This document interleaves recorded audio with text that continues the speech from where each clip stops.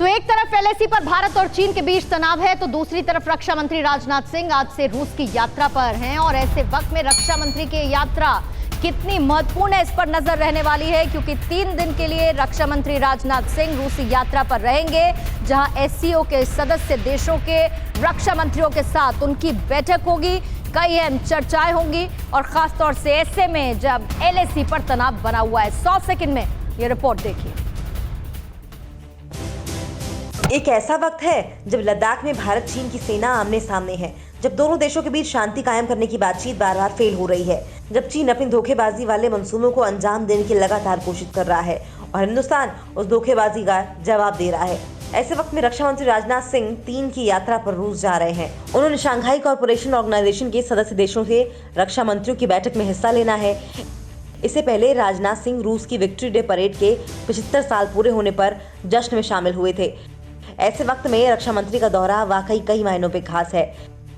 LAC पर भारत चीन में तनाव है और राजनाथ सिंह एससीओ के सदस्य देशों के रक्षा मंत्रियों की बैठक में हिस्सा लेंगे, तो सीमा विवाद पर चर्चा बिल्कुल मुमकिन है, चूंकि एससीओ के सदस्य देशों में चीन भी शामिल है और चीन के रक्षा मंत्री जनरल वेई फेंगे भी इस बैठक में हिस्सा लेने पहुंच रहे हैं।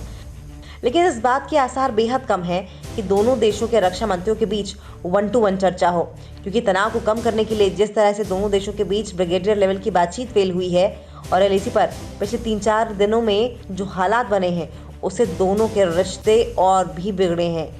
एससीओ रक्षा मंत्रियों की बैठक में हिस्सा लेने के बाद राजनाथ सिंह रूस के कई शीर्ष सैन्य अधिकारियों के साथ भी बातचीत करेंगे। इसका उद्देश्य कई रक्षा खरीद कार्यक्रमों में तेजी लाना है। अपने सैन्य बलों की क्षमता बढ़ाने के लिए भारत पहले ही 38,900 करोड़ रुपए खरीदने को मंजूरी दे चुका है और भारत रूस से अत्याधुनिक एक 203 राइफल्स को लेकर बड़ा सौदा करने भी जा रहा है।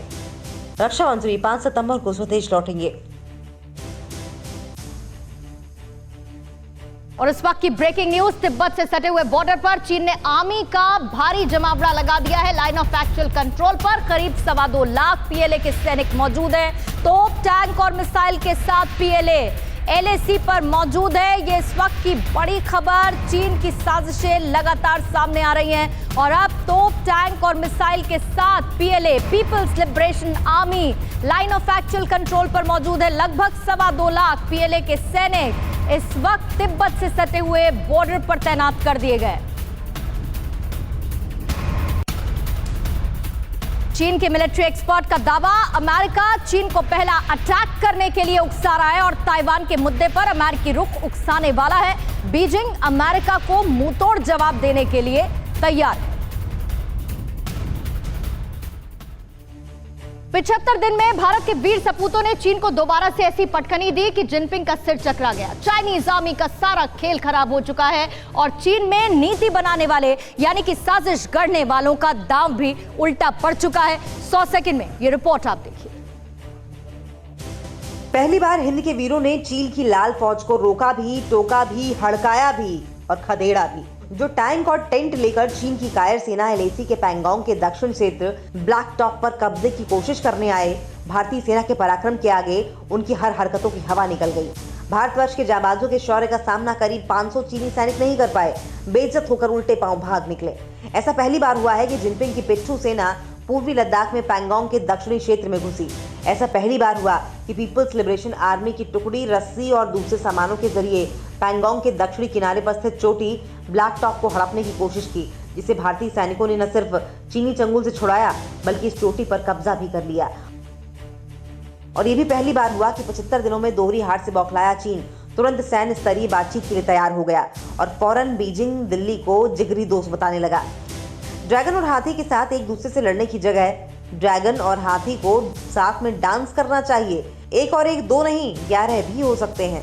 दरअसल 29 अगस्त की रात बीजिंग के इशारे पर करीब 500 सैनिकों का जत्था टैंक और एसयूवी गाड़ियां लेकर पैंगोंग की काली चोटी पर चढ़ाए। इतना ही नहीं, इंडियन आर्मी पर नजर रखने के मकसद से कैमरे और सर्विलांस सिस्टम तक सेट कर लिए, पर हिंदुस्तानी योद्धाओं ने ब्लैक टॉप पोस्ट पर कैमरा और सर्विलांस सिस्टम के लगे होने के बावजूद चीनी सेना को पीछे खदेड़ा, कैमरे और सर्विलांस सिस्टम को उखाड़ फेंका और जिस ब्लैक टॉप पर किसी का कब्जा नहीं होना था उस पर हिंद के पर्वत वीरों ने विजय पताका फहरा दी। परवाह देश की, सोमवार से शुक्रवार रात 10 बजे TV9 भारतवर्ष पर।